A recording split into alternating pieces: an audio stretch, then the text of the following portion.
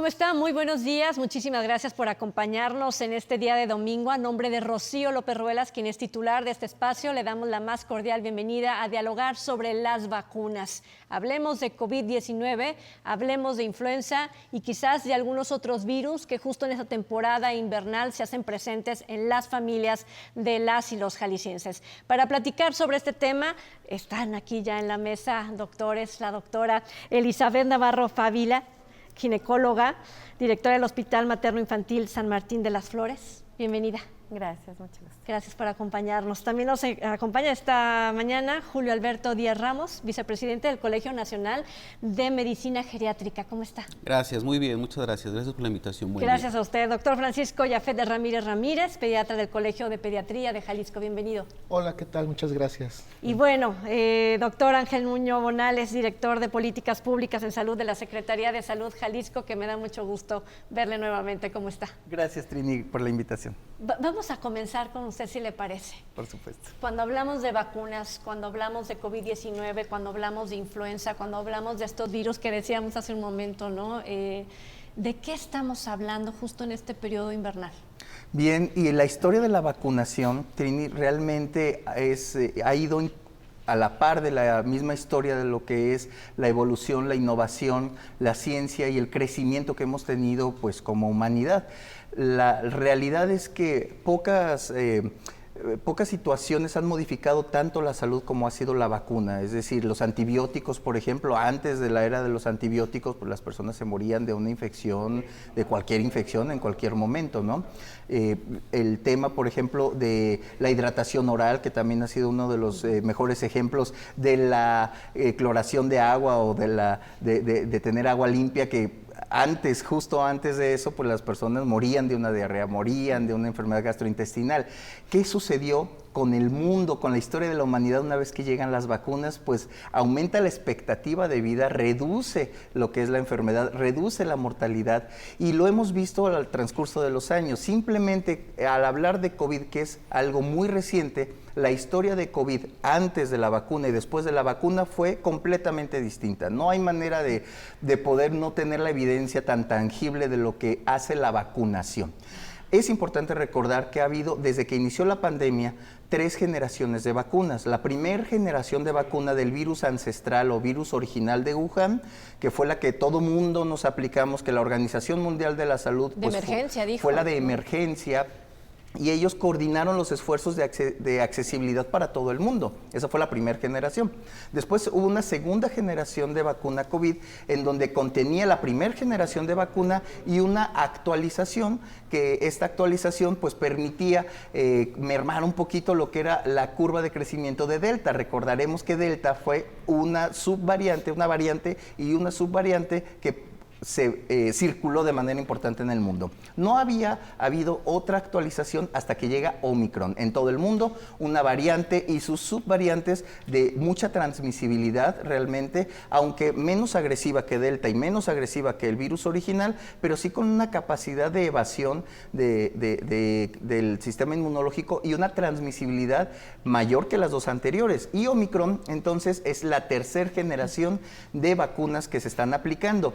Somos afortunados porque en Jalisco, el gobierno de Jalisco adquirió vacuna de Omicron de tercera generación para grupos vulnerables, y estos los pueden consultar en la página de vacunacion.jalisco.gov.mx, vacunacion.jalisco.gov.mx. Ustedes que nos ven este domingo, por favor consulten estos grupos, y si pertenece a uno de ellos, inscríbase y aplique esta vacuna, que es una vacuna moderna, es una vacuna innovadora, es una vacuna de tercera generación y que tiene una muy buena respuesta contra Omicron, que es actualmente lo que está circulando. Y en un momentito más adelante vamos a hablar de virola, pero antes quiero, en esta historia rápida que nos cuenta de las vacunas, ¿no? y cómo se va mejorando la salud, ¿qué dijo el mundo de los niños y las niñas respecto a un nuevo virus?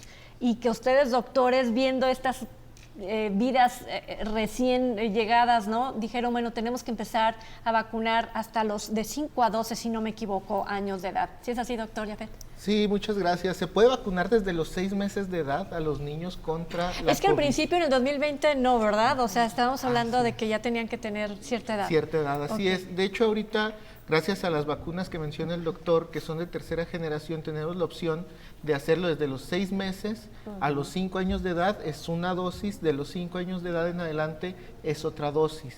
La realidad es que la COVID también vino a afectar mucho a los niños. Obviamente, y afortunadamente no nos pegó tanto en los niños como en los adultos. Vimos que el virus tenía una predilección y una letalidad y una morbilidad, es decir, hacía mucho más enfermos a los adultos que a los niños. Los niños también se enferman de COVID, los niños también se enferman de influenza, pero afortunadamente la evolución de la enfermedad no fue tan tórpida como en otros grupos de edad. Eso no quiere decir que nos relajemos y que no los vacunemos. Al contrario, a veces un niño que anda enfermito en casa es el que puede pasarle el virus a los papás, a los abuelitos, a los Y él como tíos. si nada, ¿no? Exactamente. Y es importante en todos los niños tener la vacunación, pero también en grupos especiales de niños, así como tenemos adultos enfermos con problemas de presión arterial, de diabetes descontrolada, etcétera. Hay niños que tienen problemas o enfermedades del corazón, de los pulmones, que ameritan de mayor la vacuna. Y hay que seguir hablando obviamente de COVID y de influenza, pero no sé si estoy en lo correcto, pero cuando se es niño o niña, papá y mamá los lleva a vacunar, ¿no? Y completan la cartilla y después se acabó la vacunación, ¿no? O sea, no hay ni siquiera este refuerzo de influenza ni nada. Sucede que hubo mucha atención, se reactivó la atención en los temas de vacunación por estos años de COVID, 2020, 2021, 2022, ya estamos en el 24. ¿Hay una atención especial? Sí, hubo una repercusión muy importante en los niveles de cobertura de las vacunas de los niños. México se sacaba un 10 y tenía estrellita porque era de los países que más vacunaban a los niños y que más cobertura teníamos. Tristemente, en la pospandemia, ya en la parte tardía, vimos que decayeron estos niveles de vacunación. Se lo achacamos a un montón de cosas y en conjunto muchas instituciones del sector salud en Jalisco hemos estado trabajando para levantarla. Pero sí nos llamó mucho la atención que después de la pandemia ya las mamás no llevan a sus niños a vacunar, los papás ya no los llevan, como si se nos hubiera olvidado la importancia. Como lo mencionó el doctor Ángel, las vacunas salvan vidas y tal vez en la edad pediátrica es donde tenemos más presente esto.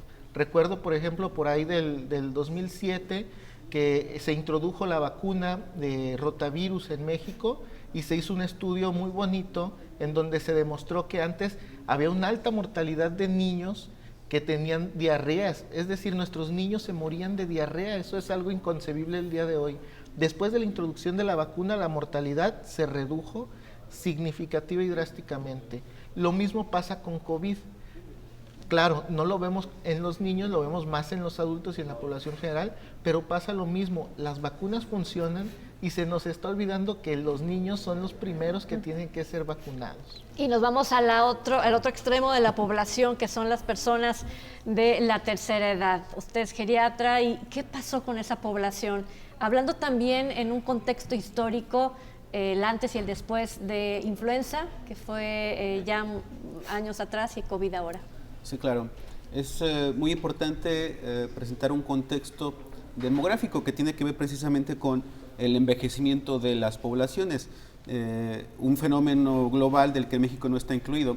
Tal vez hayamos llegado un poco después que el resto del mundo, pero actualmente es innegable que el grupo de personas adultas mayores que viven en México, que tiene 60 años o más, crece día a día. En este momento incluso hay más personas mexicanas y mexicanos que tienen 60 años o más que niños menores de 6 años, por ejemplo. Y cada año será más, ¿no? La tendencia es esa. Hace algunas semanas, como una noticia relevante, se presentó el caso de China, en el que por segundo año consecutivo la tasa de nacimientos va a la baja. Entonces, el mundo está envejeciendo sin duda alguna, y México es parte de ese fenómeno. En ese sentido, la población de adultos mayores en México, al menos en este momento y desde algunos años, no se encuentra desprotegida.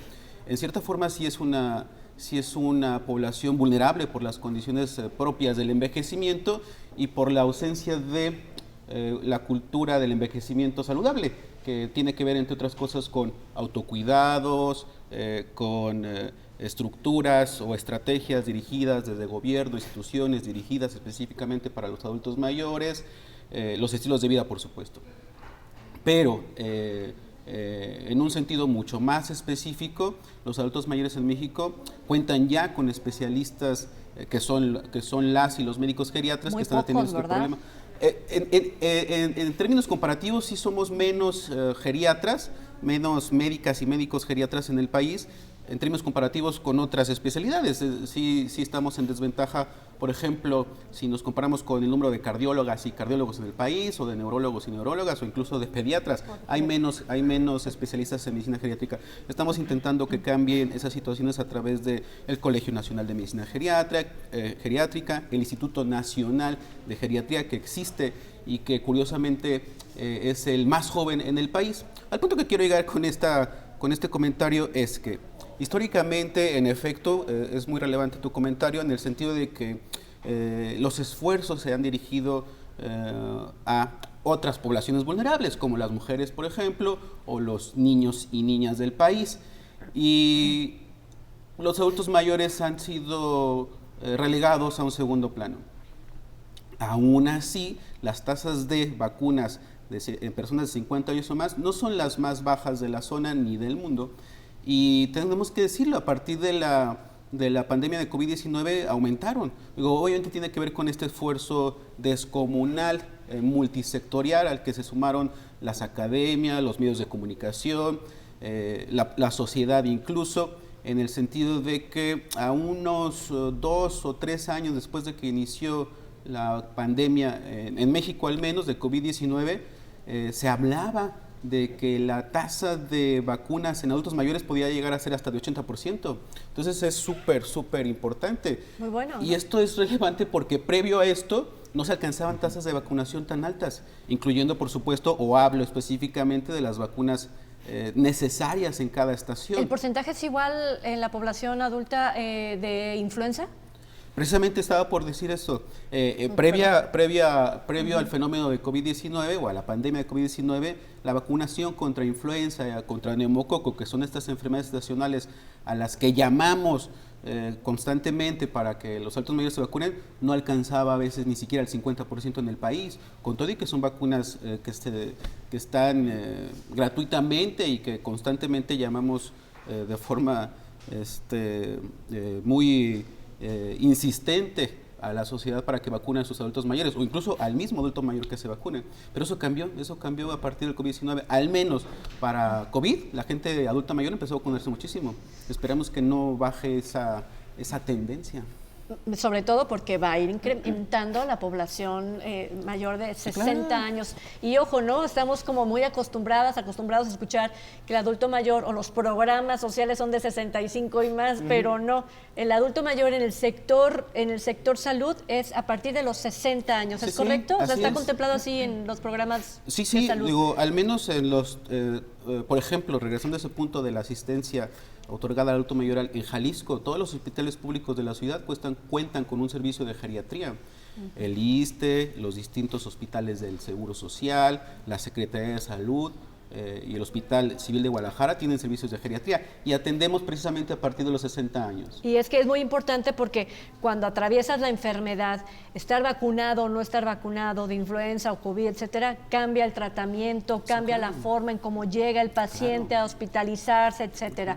Y vamos a hablar de eso precisamente más adelante, pero no quiero dejar pasar este espacio para hacer la misma pregunta, ¿no? En este entorno histórico, ¿cómo está el sector femenino? Sobre todo, ¿por qué? Porque hay un llamado especial a mujeres en etapa de gestación para que también recurran a la vacunación, doctora Elizabeth. Hola, gracias. Sí, precisamente comentábamos previo a iniciar este foro, ¿verdad? Existe un parteaguas, un antes y un después de la vacuna COVID-19. Anteriormente de la enfermedad o de la pandemia, nuestra principal causa de muerte era en la mujer embarazada la hemorragia obstétrica. Llega COVID y ¿qué sucede? Pues es la principal causa de muerte. Durante 2 años consecutivos fue la primera causa de muerte en la mujer embarazada. La enfermedad Perdón por que le COVID. pregunte, pero automáticamente moría también el producto. No No, siempre, no porque siempre. hay que valorar. Pero sí fue la principal causa de muerte en la mujer embarazada COVID-19 durante 2 años. Llega la vacuna y se empieza a vacunar precisamente a este grupo de población y empezamos a ver que empieza a disminuir otra vez la cifra, de tal forma que ahorita en la actualidad tenemos ubicado en el primer lugar a la hemorragia obstétrica otra vez. ¿A quiénes tendríamos que insistir? O sea, esa es responsabilidad de todos los médicos, pero principalmente de los ginecobstetras. Debemos insistir en las mujeres, no nada más que esté embarazada, sino en aquella mujer que piense embarazarse en un futuro próximo. Debemos insistir en que se embarace, en que se vacune, porque precisamente porque al vacunar nosotros a la mujer le vamos a dar inmunidad a ese recién nacido que, como ya lo comentó el doctor, en los primeros 6 meses va a tener la inmunidad de la mamá, ¿verdad? Entonces es importante que se vacunen las mujeres que se van a embarazar, que están embarazadas o incluso las que ya están lactando. ¿Para qué? Para darle inmunidad a su recién nacido. Bien, y vamos a regresar después de la pausa para que nos platique cómo funciona justo el cuerpo humano, tanto de la madre como del bebé o cuando ya se está vacunada, ¿no? Y cómo nace, qué oportunidad tiene, ¿no?, de hacerle frente a una enfermedad como esta. Pero después de la pausa, siga con nosotros. Porque al momento de que te ponen la vacuna...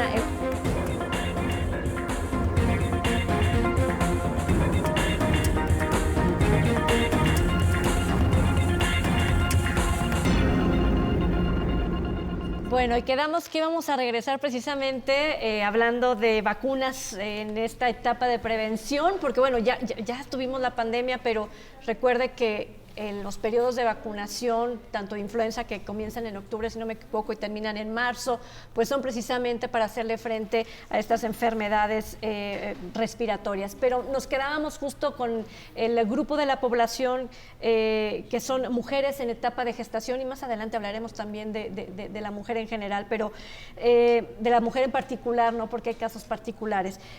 Cuando la mujer en etapa de gestación se vacuna, yo me pongo a pensar, ¿entra la vacuna, lo que se inyecta, directo al bebé, al producto, para que éste empiece a producir sus propios anticuerpos, o hay un filtro previo en el cuerpo de la madre? ¿Cómo funciona? No, se vacuna a la mujer embarazada y se forman anticuerpos. Entonces, estos anticuerpos pasan al feto, al producto que está en gestación, y una vez que nace trae defensas. Es por eso, pero estas defensas no son para toda la vida. Es por eso que lo mencionaba el doctor, una vez que el recién nacido cumple 6 meses, es necesario vacunarlo y que él inicie su esquema de vacunación como corresponde, ¿verdad? O sea, no, la inmunidad que tiene la madre no se queda de por vida en el recién nacido. La pregunta sería, para evitar, a lo mejor la gente que nos está escuchando, ¿puede haber efectos secundarios en el bebé? No, incluso los efectos secundarios en la madre, pues son pocos. Es generalmente en el lugar donde se aplicó la vacuna, puede haber algo de febrícula o fiebre, ¿verdad? Un poco de malestar general, pero realmente los efectos secundarios posaplicación de vacuna son pocos en la madre. Entonces es una vacuna que pierde su efectividad a X número de meses, años, sí, y la recomendación será posteriormente una vacunación anual también. Sí, es lo recomendable. Es como influenza. Para toda la población en general. Exactamente, es como influenza.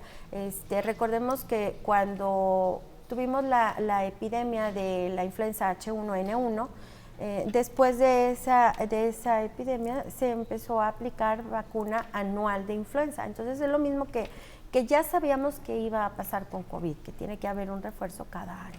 Bien, de esta campaña que está justo vigente en este momento, han entrado a grupos en situación de vulnerabilidad, así le han llamado, ¿no?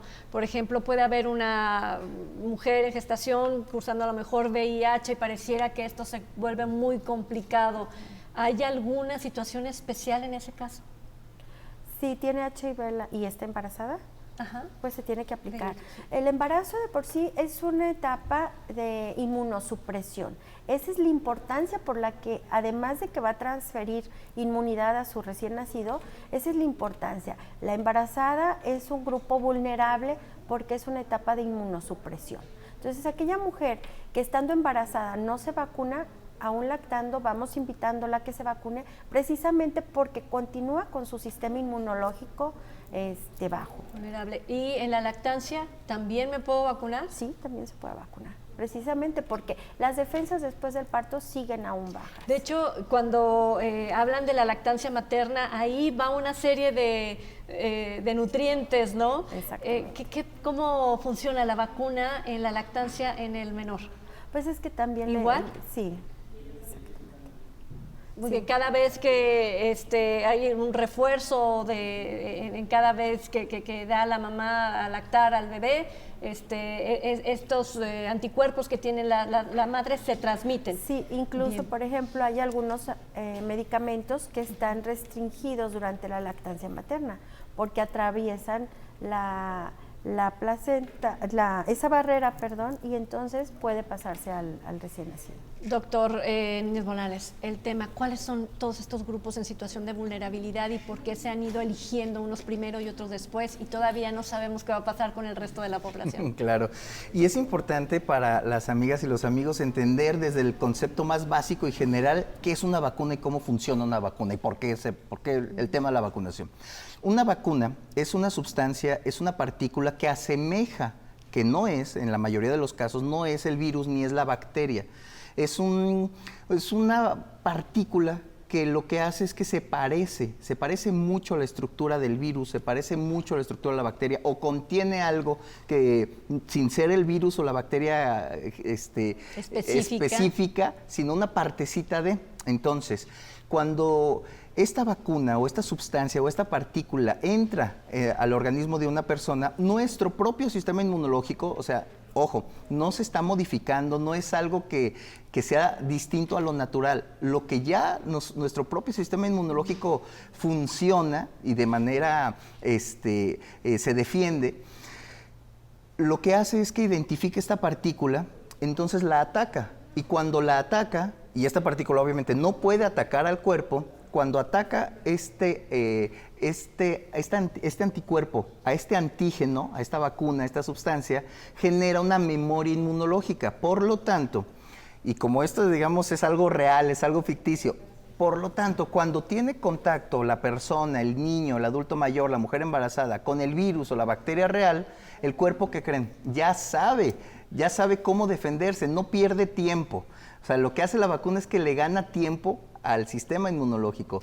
No pierde tiempo en identificar si es bueno o es malo, ya lo tiene identificado, lo ataca inmediatamente. Por lo tanto, ¿qué hace la vacuna? Eficienta nuestro sistema inmunológico para reducir la posibilidad de que una bacteria o un virus le gane a nuestro cuerpo. Y de esa manera es que las vacunas no evitan que pueda entrar en ti un virus, una bacteria o tener una enfermedad leve. Pero entonces, ¿qué hizo la vacuna? Redujo la posibilidad de una enfermedad complicada o grave. Y entendiendo esta lógica, entonces, ¿quiénes son las personas a las cuales tendríamos que ayudarle porque su sistema inmunológico se puede tardar en defenderse por sí solo? Bueno, una persona que es menor o sea, un niño, niña prácticamente, y sobre todo si tiene alguna enfermedad como cáncer, como diabetes 1, decía el doctor, una enfermedad inmunológica, de depresión inmunológica, VIH, o si es una mujer embarazada, decía la doctora, pues reduce su capacidad de respuesta inmunológica, o si es un adulto mayor, o si es una persona con alguna enfermedad crónica, metabólica descompensada, como diabetes, cardiopatía, enfermedades autoinmunes, quiere decir que el cuerpo no tiene esa capacidad de reacción. Me explico. Entonces, la vacuna les da una gran ayuda para que inevitablemente el virus va a seguir circulando. Inevitablemente van a tener contacto en algún momento con el virus. Qué mejor que su cuerpo esté preparado para poderlo afrontar. ¿Y por qué? Y quiero ir directamente con la población adulta mayor. ¿Por qué murieron ¿Por qué siguen muriendo? ¿Por qué se siguen registrando muertes aún vacunados? Ok. El envejecimiento biológico podría considerarse un acúmulo de cambios a nivel de órganos, aparatos y sistemas en esencia deleterios. Es decir, el envejecimiento como tal disminuye el desempeño físico, mental, pero hay formas o hay una posibilidad de, a través de algunas estrategias, modular o moderar estos cambios. Y en esta época es mucho más sencillo darnos cuenta de eso gracias a las redes sociales, a la facilidad con la que podemos conocer a adultos mayores de cualquier parte del mundo, incluyendo nuestra comunidad, que a través de estilos de vida saludable, constantes, regulares, están cambiando el estereotipo común y corriente basado en prejuicios negativos que teníamos del envejecimiento. Me refiero a estas personas que pueden tener 60, 70, 80 o 90 años y más, que porque hacen ejercicio y porque comen saludable y porque se mantienen activos mentalmente, tienen desempeños físicos e intelectuales incluso superior a la de la gente joven. Esto no es un milagro ni es un misterio. Nosotros podemos dirigir nuestro envejecimiento hacia el éxito si comemos saludablemente, si cuidamos nuestras enfermedades y si ejercitamos nuestro cuerpo. Digo este comentario para poner el contexto de la respuesta a tu pregunta específica. Lo cierto es que una buena parte de los adultos mayores en todo el mundo, incluyendo México, no tienen estos estilos de vida saludable y han llegado a los 60, 70, 80 años en desventaja. En la desventaja, que significa ser un adulto mayor con enfermedades poco controladas, en estados de desnutrición como la obesidad o la desnutrición proteico-calórica y con cierto grado de discapacidad.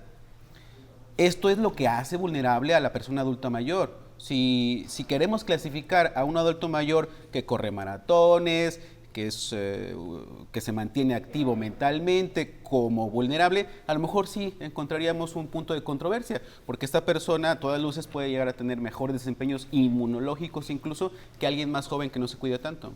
Pero una buena parte de los adultos mayores no entran precisamente en la clasificación de envejecimiento saludable. Lo siento como si fuera la mayoría, ¿y sí? Sí, hay muchos registros epidemiológicos, muchos estudios de investigación. Nuestro mismo INEGI se encarga de clasificar las características físicas y mentales de los adultos mayores en México desde hace algún tiempo. Y sí, apenas hay un porcentaje ya notable y regular de adultos mayores que hacen ejercicio constantemente, pero una buena parte de los adultos mayores en el país no. Entonces, eso explicaría por qué, a pesar de estar vacunados, al momento de desarrollar una infección de vías respiratorias, porque ese es el principal problema, la persona adulta mayor, aún con el beneficio innegable de las vacunas, puede sufrir la condición de estar experimentando una infección de vías respiratorias que ya clasificaría como severa.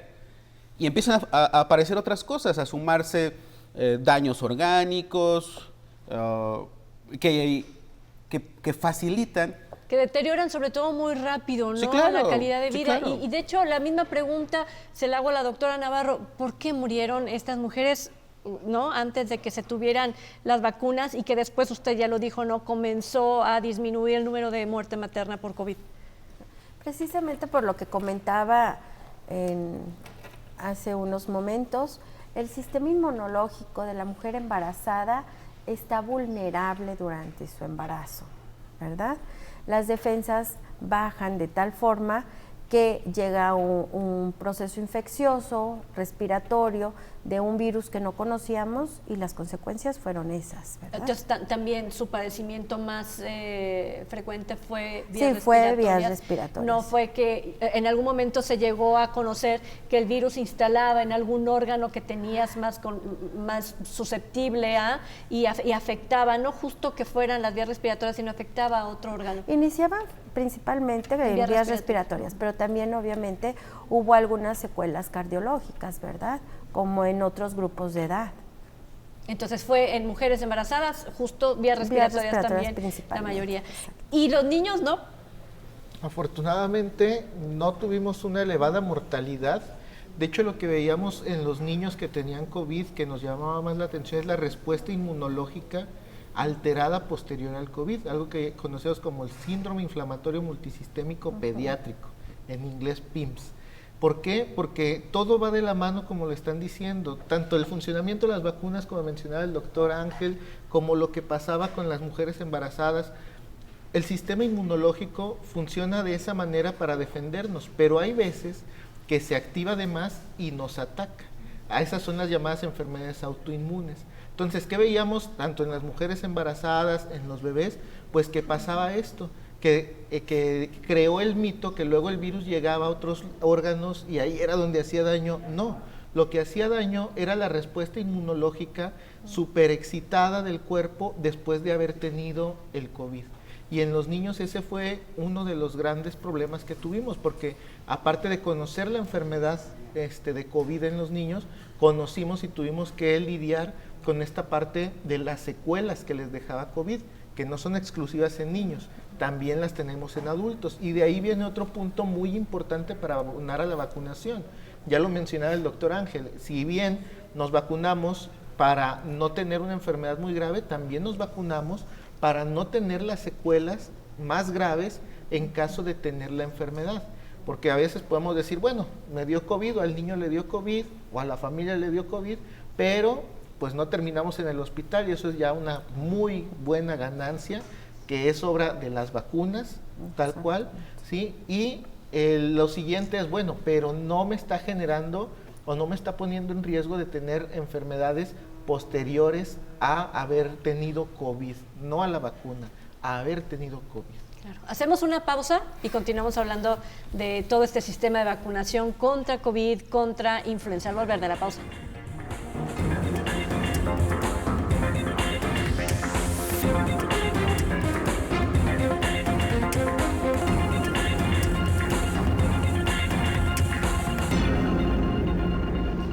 Bueno, ya estamos de regreso hablando de vacunas, prevención COVID, de influenza, que justo todavía estamos en temporada de vacunación de influenza, ¿no? Hasta marzo. ¿Cuándo termina, doctor Ángel? Es correcto, la temporada de invierno, temporada estacional para precisamente enfermedades respiratorias, para influenza, todavía inició octubre, noviembre, diciembre, todavía lo tenemos en enero, febrero y hasta marzo. Gratuita. Gratuita, así es.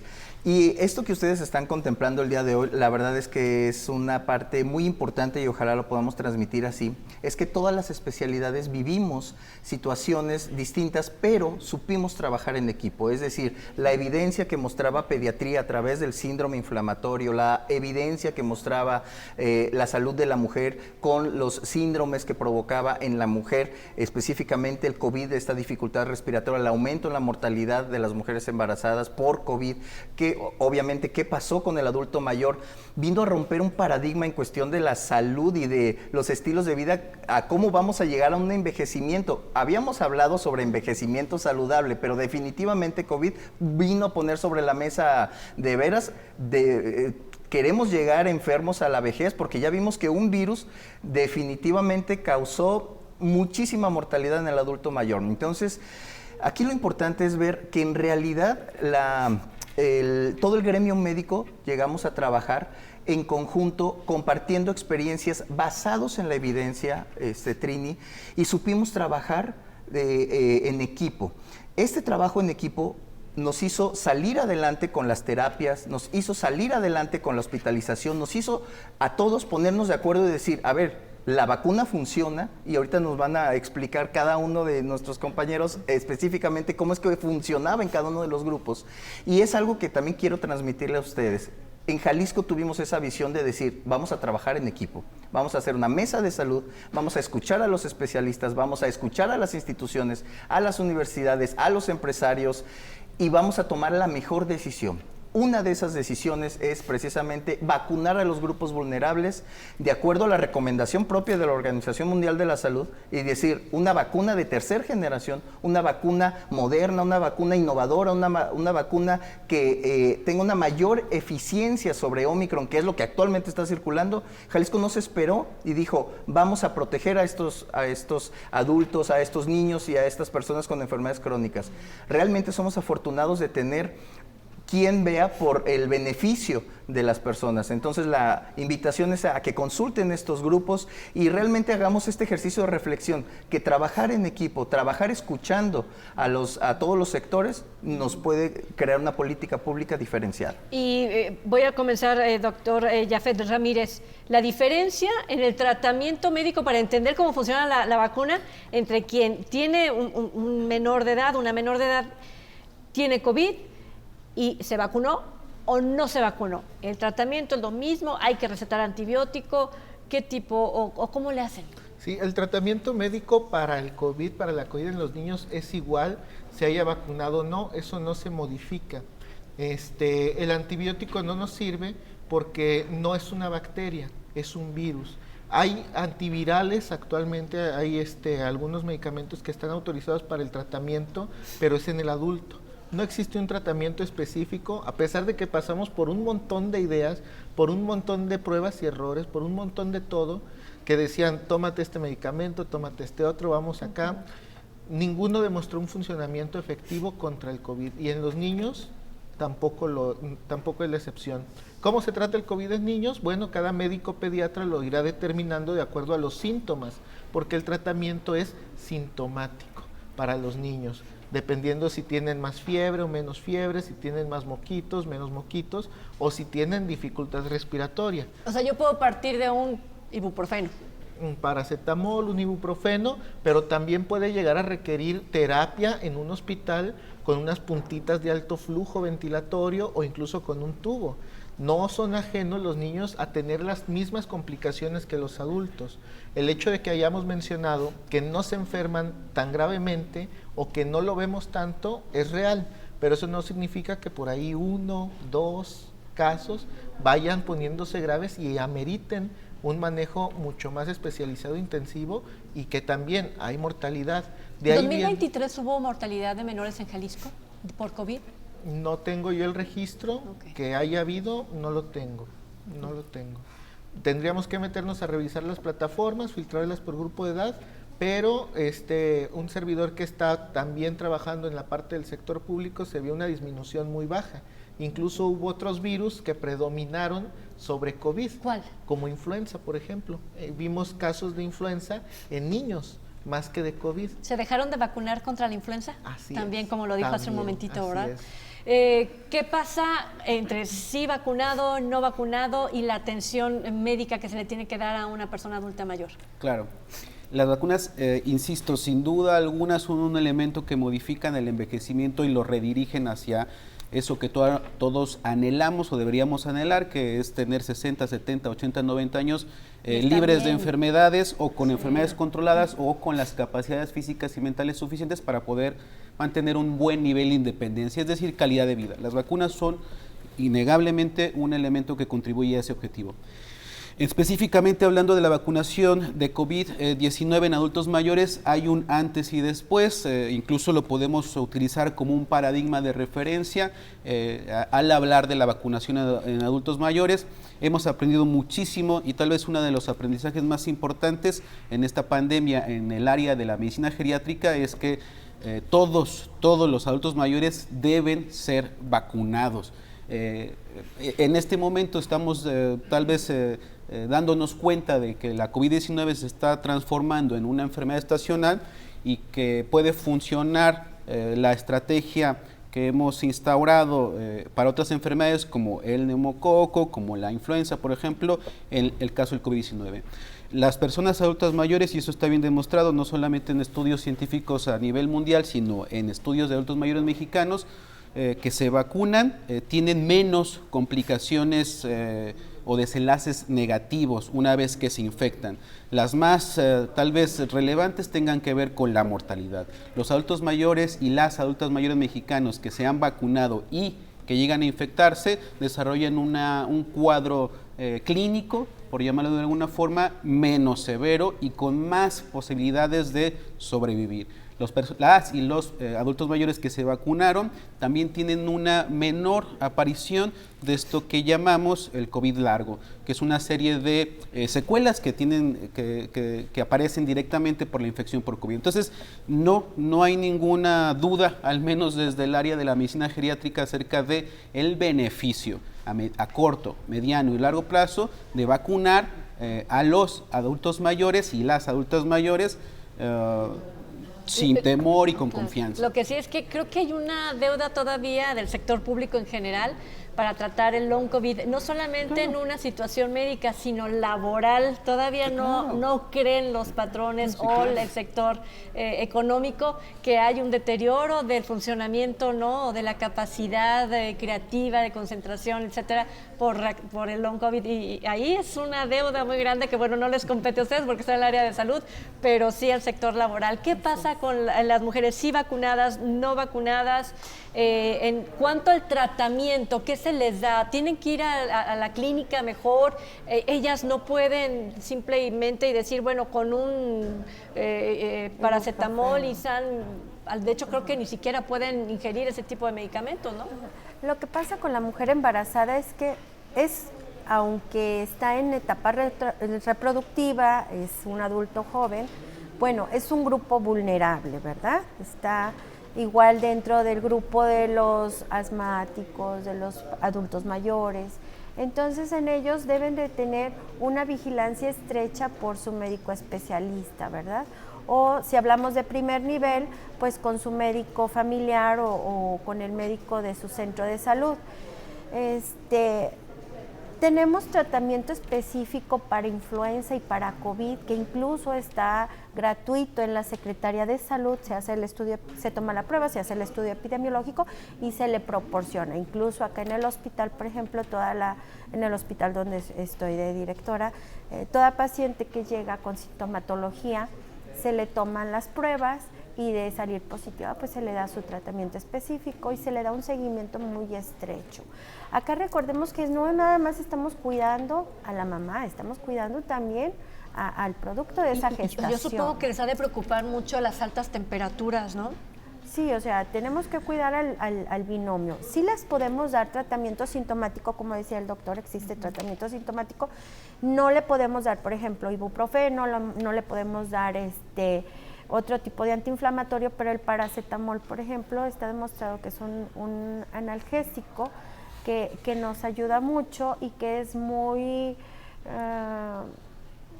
que es muy benéfico y noble con la mujer embarazada, ¿verdad?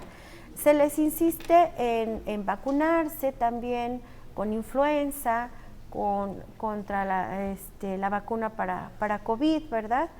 Y también porque supongamos que se vacuna a los 8 meses de embarazo, la inmunidad se produce más o menos a las 2 semanas. Entonces, cuando nazca ese recién nacido, viene protegido también. Al igual que influenza, pues se debe vacunar en cuanto nosotros la captamos o cuando llega a nuestro consultorio y nos damos cuenta de que toda la mujer no está vacunada. Y déjeme preguntarle, en etapa de lactación, con COVID, vacunada, y luego viene el medicamento. Muchas mamás podrían decir, no le voy a dar leche y le voy a dar mejor fórmula porque estoy en un proceso de enfermedad y de medicamento. ¿Qué sugieren ustedes?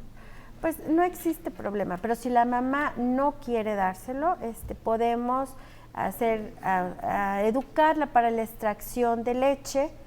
Y me refiero, no le hace daño la leche, o sea, ella pudiera tener la confianza de seguirle dando leche, o sea, no tienen que interrumpirlo. No tendría. No hay exacto, para que la gente que nos está escuchando en este momento no tome esa medida, no es necesaria. No, incluso cuando están lactando, se les invita también a que se vacunen. De hecho, podría asegurar que es mejor continuar con la lactancia, no sé qué opinen. Sí.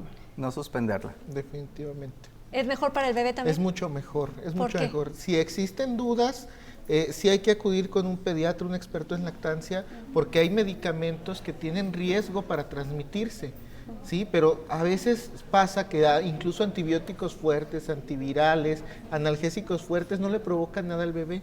Entonces, si la mamá tiene una enfermedad y su cuerpo está luchando contra ella, le va a pasar los anticuerpos que está produciendo naturalmente a través de la leche materna al bebé. Bien Entonces, filtrados, es como depurados. vacunarlos Fabuloso. por vía oral, continua y constantemente, cada vez que está comiendo. Maravilloso. Hacemos una pausa y ya regresamos.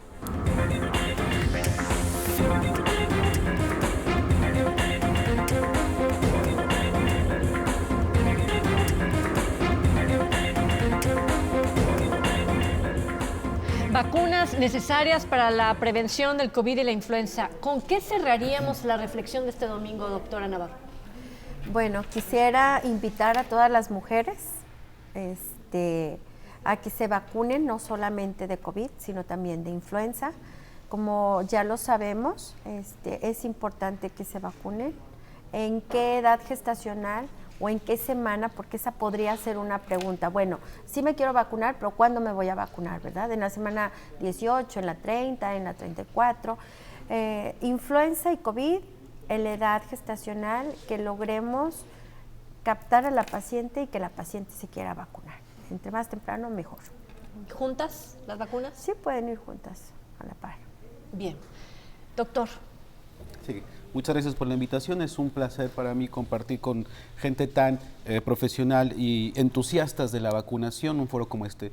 La invitación es, sin duda alguna, que los y las cuidadoras de adultos mayores en nuestro estado, que se distingue también, hay que decirlo, por ser uno de los que tiene una estrategia sumamente refinada acerca de la prevención basada en las vacunas en comparación con el resto del país, invitar a las y los cuidadores de personas adultas mayores a que salgan con alegría incluso y responsabilidad a vacunar a sus adultos mayores, y a los que no tienen un cuidador porque no lo necesitan claramente, a todas estas personas, hombres y mujeres de Jalisco que tienen 60 años o más, que acudan a cualquiera de las instituciones públicas donde desde hace algunas semanas o incluso meses están vacunando contra estas enfermedades peligrosas, potencialmente mortales y sin duda discapacitantes que aparecen estación con estación. Neumococo, influenza y por supuesto COVID-19 ponen en riesgo nuestra vida y en particular la de los adultos y las adultas mayores. Entonces siéntanse tranquilos, siéntanse con confianza acerca de las vacunaciones. Son muy seguras y son muy útiles. Cuando no pueden salir de su casa porque están postrados en cama, hay un programa especial para vacunarles también. No estoy tan seguro de que exista esa posibilidad, pero al respecto de eso, y eso es importante, qué bueno que lo comentas, si las personas alrededor de la persona que no puede salir de casa están vacunadas, es decir, hicieron ese acto responsable e incluso amoroso de vacunarse, la persona que no puede salir en cierta forma está protegida. Entonces es una razón más para hacer este llamado a la comunidad de ser generosa y solidaria y vacunarse. No hay otra, creo que no hay muchas opciones al respecto. Doctor Yafet Ramírez. Bueno, también agradezco mucho el espacio, estoy feliz de estar compartiendo el foro con ustedes, y el llamado va a las mamás, a los papás, a las abuelitas, los abuelitos, las tías, las vecinas, todos aquellos que siempre nos preocupamos por la salud de las y los niños en México, a que se vacunen a sus niños, lleven a vacunar a sus niños. La primera vacuna, ahorita hablábamos poco de ella, pero es el pecho materno, es la leche materna. Esa es la primera vacuna que un humano debe de tener. Por lo tanto, debemos ponerle en la mesa y pedir y exigir que le den su lechita materna a las y los bebés. La segunda, ya vienen todas las demás vacunas, y en específico para COVID e influenza, también por favor vacunen a las y a los niños. Hay muchas opciones en el sector público. El día de hoy hemos hecho un gran esfuerzo. En la mesa tenemos a grandes personalidades a nivel estatal. Comparto la mesa con el doctor Ángel en varios temas, y en muchas instituciones de salud no le hace que no sean derechohabientes. Por ejemplo, en el IMSS, en el ISSSTE, en Secretaría de Salud, OPD, se pueden ir a vacunar aunque no sean derechohabientes de esa institución. Y a veces pasa que tenemos vacunas en el ISSSTE más que en otros lados porque no van muchos niños. Vénganse a vacunar, las puertas están abiertas para proteger a toda la población. Este es el esfuerzo que hacemos en conjunto en todo el sector salud. Y ahora que tenemos estas vacunas de tercera generación, que ya hablará el doctor Ángel, ya habló de ellas y dará algunas especificaciones, por favor aprovechen esta campaña para las niñas y los niños de Jalisco. Doctor Ángel Niño. Muchas gracias. Pues me uno realmente, la doctora Eli, especialista en ginecología, el doctor Julio, especialista en geriatría, el doctor Jafet, especialista en pediatría.